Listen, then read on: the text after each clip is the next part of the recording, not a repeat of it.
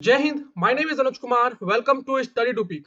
आपने कई बार सुना होगा कि एक कंट्री दूसरे कंट्री पर सैंक्शन लगा देता है और इस लिस्ट में सबसे ऊपर नाम आता है यूएसए का। यूएसए वर्ल्ड का एक ऐसा कंट्री है जो सबसे ज्यादा सैंक्शन इंपोज करता है दूसरे कंट्रीज पर, और इसके पीछे एक बड़ा कारण है। जब एक कंट्री इंटरनेशनल ट्रेड करता है तो उसमें सबसे कॉमनली यूज्ड जो करेंसी होती है वो यूएस डॉलर होती है, जो एक काफी बड़ा एज प्रोवाइड करती है यूएस को, जिसके वजह से यूएसए किसी भी कंट्री में सैंक्शन लगा पाता है इजीली। पहले यूएस लगाता था चाइना पर सैंक्शंस, बट अब चाइना ने यूएस की कुछ कंपनीज पर सैंक्शंस लगा दिए। काफी बड़ी बात है और इस चीज से रिलेटेड आर्टिकल आपको हर जगह पर देखने के लिए मिलेंगे।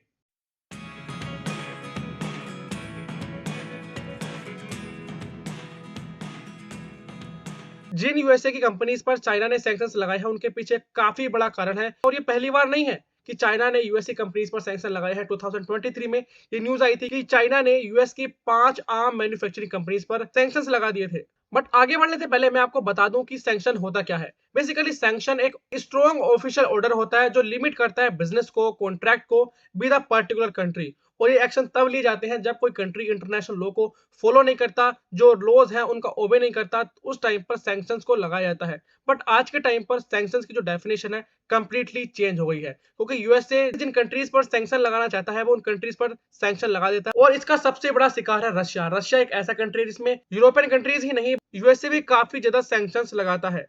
और इसका बहुत अच्छा उदाहरण है ईरान पाकिस्तान गैस पाइपलाइन। इसके बारे में मैंने अपनी पिछली वीडियोस में बात की थी। इस प्रोजेक्ट पर भी यूएसए ने सैंक्शन लगा रखे हैं। जिन दो यूएसए की कंपनीज पर चाइना ने सैंक्शंस लगाए हैं वो आर्म मैन्युफैक्चरिंग कंट्रीज थी। वो आर्म मैन्युफैक्चर करती थी और सेल करती थी ताइवान को, जिसकी वजह से चाइना ने इसको एज अ थ्रेट समझा और इन कंपनीज पर सैंक्शन लगा दिए।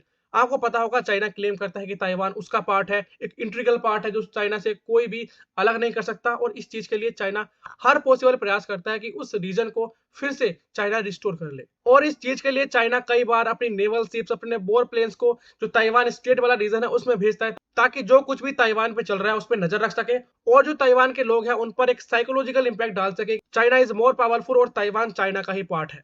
चाइना के लिए इतना इजी नहीं है कि वो ताइवान को टेक ओवर कर ले, क्योंकि वर्ल्ड की लार्जेस्ट मिलिट्री ताइवान के साथ खड़ी है, चाहे वो यूएसए हो या यूरोपियन यूनियन की कुछ कंट्रीज हो, वो ताइवान के साथ खड़े हैं अगेंस्ट चाइना। इस वजह से चाइना इस रीजन में अटैक नहीं करता है, इसको टेक ओवर नहीं कर पाता है। बट यूएसए की कंपनीज ताइवान को सपोर्ट कर रही थी थ्रू आर्म सेल्स, और इसी चीज को देखते हुए चाइना ने इन कंपनीज पर सैंक्शन लगा दिए, जिसमें से पहली कंपनी का नाम है जर्नल एटॉमिक्स एरोनॉटिकल सिस्टम और दूसरी कंपनी का नाम है जर्नल डायनेमिक्स लैंड सिस्टम।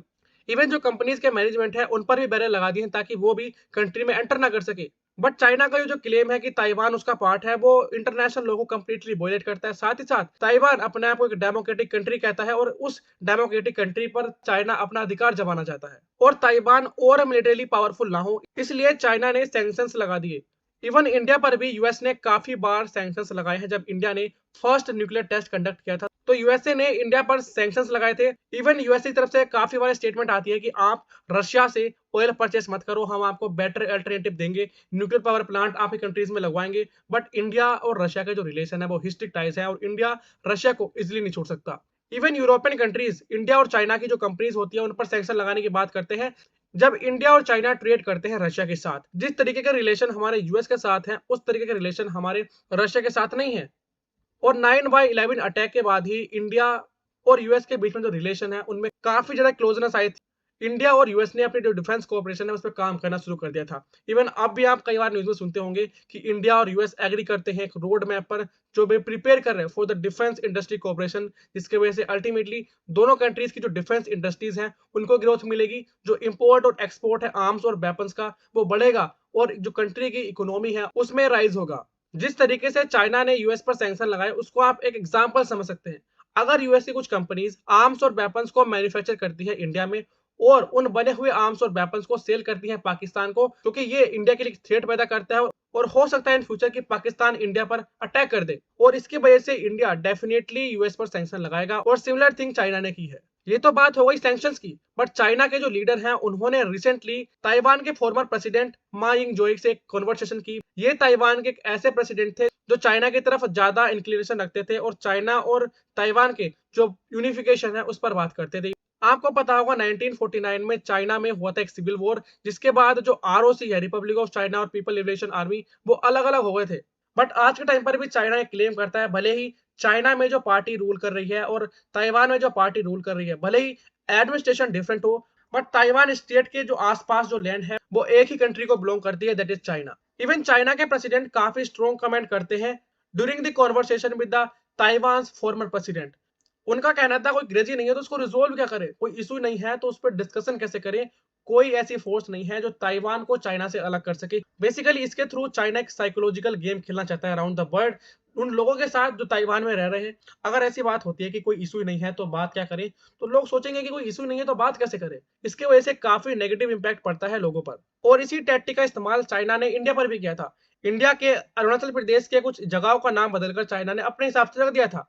अगर इंडिया इन नेम्स को एक्सेप्ट कर लेता, चाइना को एक बड़ी एज मिल जाती और एक साइकोलॉजिकल इंपैक्ट लोगों के दिमाग पर चाइना डाल पाता है। हाँ, रीजन चाइना का है तभी तो इंडिया ने इसको एक्सेप्ट कर लिया।